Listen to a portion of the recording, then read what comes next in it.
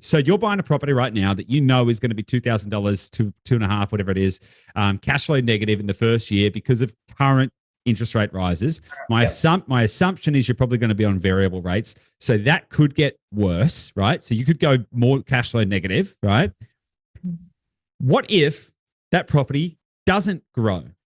What if? Talk to me about that. How would you feel about that? How are you weighing up that risk now? Because you can have a belief in our approach. You can have a belief in the track record. You can have a belief in all of that kind of stuff. But how are you thinking about that risk? Because this is really putting yourself in the shoes of everybody. Other people don't know. They're going to take a leap of faith. Like anyone who's investing is like, well, I hope it's going to go up, of course, right?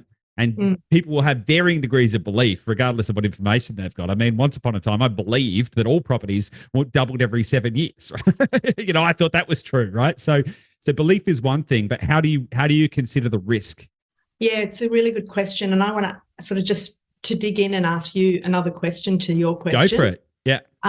So when you talk about that, what if your property doesn't grow? What timeline are you referring to? Okay, that's fair. That is a fair question. And I didn't have a presupposed answer to that. I know. And it's probably because where I wanted to go and what I wanted to bring to this question and this topic,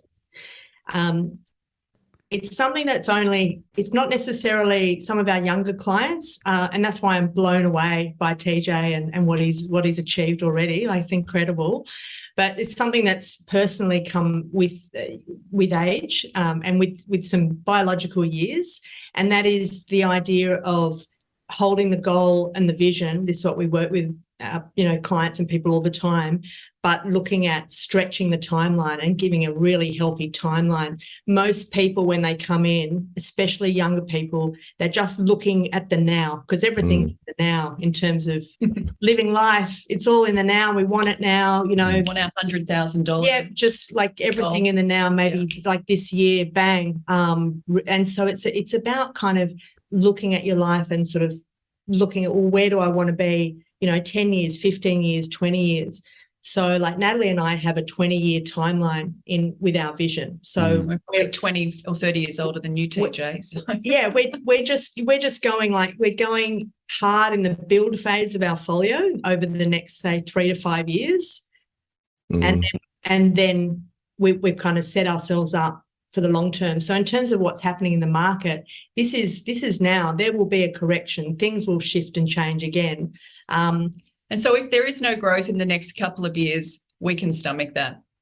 Kind of like, who cares, right? That's your approach. It's like, well, that's you're not playing it for growth in the next 12 months. You're playing it for growth. Yeah, and that's a long game. Yeah, and that's a really interesting perspective, because what I have learned in my short amount of time and my limited amount of wisdom, etc., is that the people who care, like the depth and breadth of someone's success is directly correlated with their timeline to achieve that goal. So if someone is playing a 20, 30, 40-year game, they are significantly more likely to win than someone who's playing a 1-year game. And I just even on a person, I relate this to all areas of life. And personally, I've been looking at it. I did a health and fitness program, which was effectively hit your dream goals in 6 months, and you can do it, and that's great. But then my psychology shifted to, well, what if I shifted that to a 3-year horizon, and what would how would I then approach my health and fitness goals if I was trying to do it over that macro? And what would that change? And in fact, it is so much A, more enjoyable, B, more likely that I'm going to hit my goals and keep the goals and see more sustainable. And so that's so it's an interesting approach to shift that and think that, because I think that anyone who's looking for what's going to happen this year is actually missing the point. He's actually missing the point. Yeah, TJ, I want to get to you, but Nick, you've got your hand up. Yeah. So I just wanted to summarize a bit on that and chew on that a little bit. So I think there's that saying that it's not timing the market, it's time in the market. And there's a few ways to look at that, because obviously at Dashdot we do time the market as well as promote time in the market. But my firm belief is that the best time to buy a property is when you can do it. Like, you're not trying to get into the broader market at a particular time the best time, like if I could have bought all my properties 20 years ago, like I'd be laughing now. So every time you've got the capacity and you've got the deposit and you've got the serviceability, that's the best time to get into the market, in my opinion, because things often change. Like your circumstances change. You have another child, or someone gets sick in your family, or your job changes, and all of a sudden that opportunity's gone. So when that opportunity is there, that you've got everything lined up, because there's a lot that has to line up to be able to purchase a property. That you got to seize that as soon as you can, and that's what I promote a lot with our clients like this. Like, oh, should we wait another 6 months?